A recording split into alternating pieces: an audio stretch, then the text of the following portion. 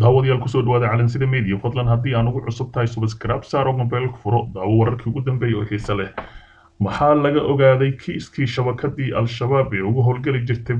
galbeedka muqdisho ee lasoo qabtay islamarkaasina maxkamad lasoo saaray dhalinyarada afarta ah ayaa xasuuq ba-an ee halkaas ka geystay iyagana wiilal dhalinyaro ah halkaasi ku dilay iyo dad aad u liita hase yeeshee maanta ayaa maxkamadda la keenay haddaba dhagar qabayaashan xukunka lagu riday ayaa idiin soo daynaya maxkamadda sare ee dalka oo sheegtay kiiskii madaxweynihii hore sheekh shariif sheekh axmed uu ka gudbiyey dowladda federaalk soomaaliya oo iminka meel yaalo sidoo kale cali maxamed geedi oo weerar culus ku qaaday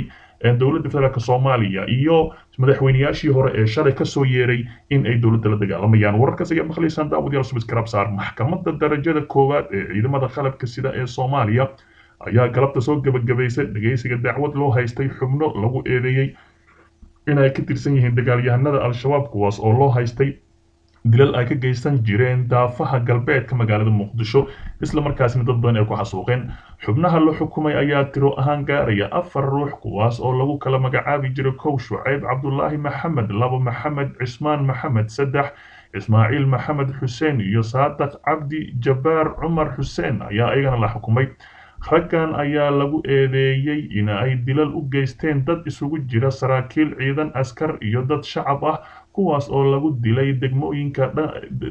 degmooyinka dhaca galbeedka magaalada caasimadda ee muqdisho islamarkaasina howlgalladaas qaarkood lagu soo qabtay cali maxamed cali oo ka mid ah aabbayaasha dhalay mid ka mid ah dadkii la dilay ayaa fadhiyey maxkamadda ka sheegay in uusan garanaynin sababtii loo dilay wiilkiisa oo gacanta ku hayay nolosha isaga xaaskiisa iyo 9 caruur ah oo uu dhalay kaas oo ka mid ahaa dadkii ay dileen xubnahani hase yeeshee aabbahani oo markuu hadlaya dad badan ka murugaysiiyey ayaa sheegay maxay wiilkayga ku dileen oo 9 caruur ah iyo anigaba i korinayay hase yeeshee maanta cid ii shaqaysa ma lahan xer ilaaliyaha maxkamadda ciidamada qalabka sida ee Soomaaliya Korneel Cabdulaahi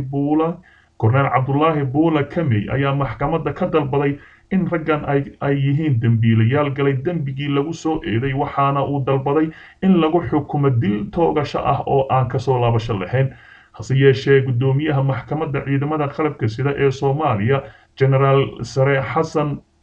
xasan cali nuur shuute ayaa sheegay in dhowaan ay maxkamaddu go'aan ka soo saari doonto xukunka raggan dhageysiga dacwadda ay intaasi ku eg tahay ayuu yidhi isla markaana maalmaha soo socda ayaa la filayaa in raggani tiirka si toosa loo geeyo maadaama dad badan ay gacantooda ku dileen hase yeeshee ay caddahay in lagu qabtay dhammaanba falalkii ay geysteen dhinaca kale maxkamadda sare ee war culus ka soo saartay dacwadii xisbiga himilo qaran oo ku gudbiyey dowladda federaalk Soomaaliya kadib markii horaantii bishii la soo dhaafay ay safarka magaalada Kismaayo laga joojiyay Sheekh Shariif Sheekh Axmed gudoomiyaha maxkamadda sare ee Soomaaliya Baashe Yuusuf oo la hadlay laanta afka Soomaaliga ee BBC-da ayaa ka hadlay dacwadii xisbiga himilo qaran hogaaminaya Sheekh Shariif Sheekh Axmed madaxweynihii hore ee Soomaaliya oo ka gudbiyey madaxda dowladda federaalk Soomaaliya ee talada haysa gudoomiye Baashe ayaa sheegay in ay hadda gacanta ku hayaan dacwadaasi maalmaha soo socdo ay bilaabi doonaan dhageysigeeda dacwadda uu soo gudbiyey xisbiga himilo qaran ee ku aadan xayiraadii garoonka aadan caddi lagu geystay madaxweynihii hore Sheekh Shariif Sheekh Axmed xilli oo u socday magaalada Kismaayo oo kaga qayb galayay caleemasaarkii Axmed Madoobe hase yeeshee halkaasi gabi ahaanba laga baajiyey Baashe Yuusuf gudoomiyaha maxkamadda sare ayaa sheegay in haatan ay maxkamaddu awood u leedahay inay qabato kiis kasta ayna u madax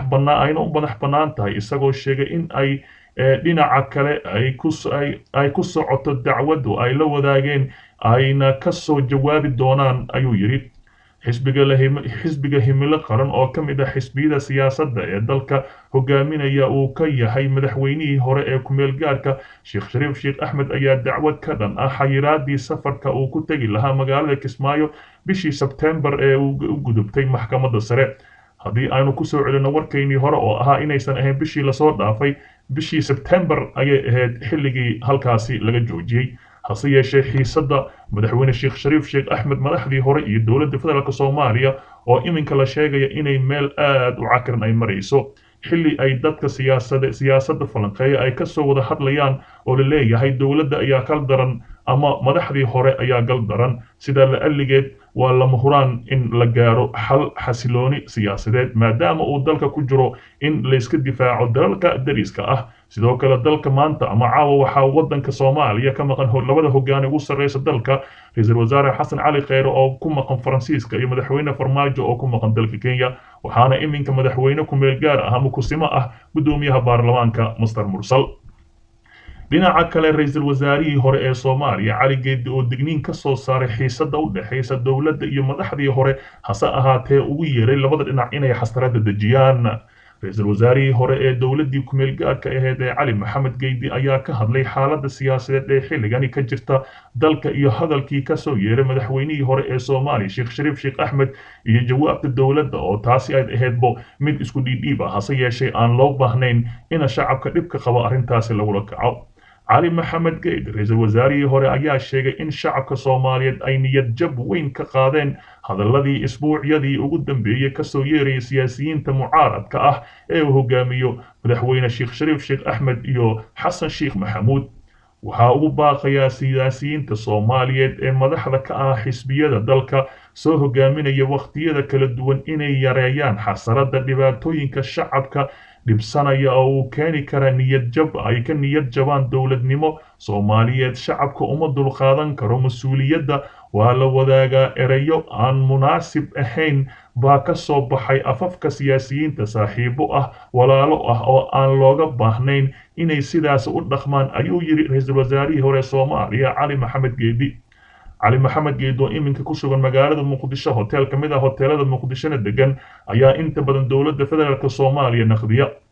hase ahaatee waxa uu la sheegayaa inuu inta badan dowladda Farmaajo uu aad u taageero maadaama uu yiri aniga dowlad jecel ayaan ahay oo mucaarad ma ihi. Cali Geedi ayaa sheegay in la wada og yahay dhibaatadii laga soo maray dhisitaanka dowladda Soomaaliyeed kadib burburkii dowladdii Maxamed Siyaad Barre oo aan si dhib leh ku soo dhisnay haatana ay meel wanaagsan noo marayso. wuxuu sheegay in maanta kaliya tahay in la gargaaro dadka dhibaatada ka soo gaartay fatahaadii webiga lana joojiyo horinta colaadda maadaama ay u baahan yihiin dadka Soomaaliyeed in gargaar ba'an loo geeyo.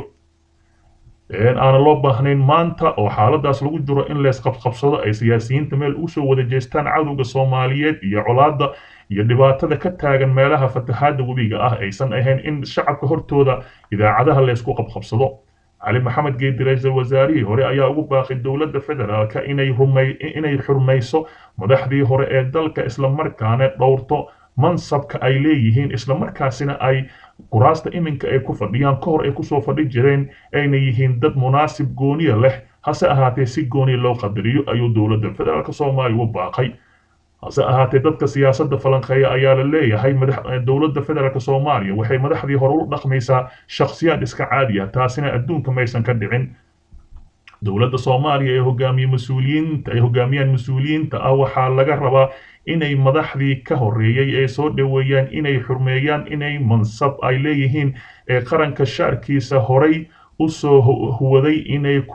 ku dhowraan ayaa laga rabaa maadaama aanay boqortooyo ahayn oo biri xukunka ka degi karaan una baahan karaan inay ayaga la xurmeeyo ayuu yiri Cali Maxamed Geedi. Cali Maxamed Geedi oo warkiisa laga dheehan karo ama sidaanba u dhigay Farmaajo iyo ra'iisul wasaare Xasan Cali Kheyre waa inay madaxdii xurmeeyaan haddii kala birita ayaa ayaga laga rabaa xurmo ayay doonayaan maadaama doorashada haddii ay ku guuleystaan Xasan Sheekh Maxamuud iyo Sheekh Shariif birita ay Farmaajo rabaan in la xurmeeyo haddana ay taagan tahay inay wax xurmeeyaan. waxa uu ugu baaqay madaxweynayaashii hore ee Soomaaliya xisbiyada mucaaradka inay yareeyaan xasarada iyo waxyaabaha ay shacabka dhibsanayaan isla markaana shacabka u dulqaadan karin hadallada ka soo yeeray siyaasiyiinta iyo madaxda xisbiyada qaran oo hogaamiyay madaxweynihii hore ee Soomaaliya Xasan Sheekh Maxamuud iyo Sheekh Shariif Sheekh Axmed labadaas ayaa hogaamiyo. ugu dambeyntii Cali Maxamed Geedi ayaa ku baaqay in la wada sugo xilliga doorashada isla markaana cid kasta ay timaado markaas waxa ay yeelayso ama waxa ay hayso ay la timaado xilliga markii la gaaro doorasho ah ayuu yiri. Cali Maxamed Geedi ayaa inta badan taageero u ah dowladda federaalka Soomaaliya hase yeeshee tala fiican ayuu u soo jeediyay mucaaradka iyo dowladda federaalka Soomaaliya. halkaa naga daawanaysaan waa Calansida Media fadlan subscribe saaro gombeelka furo oo daawo wararkii ugu dambeeyay oo xiiso badan.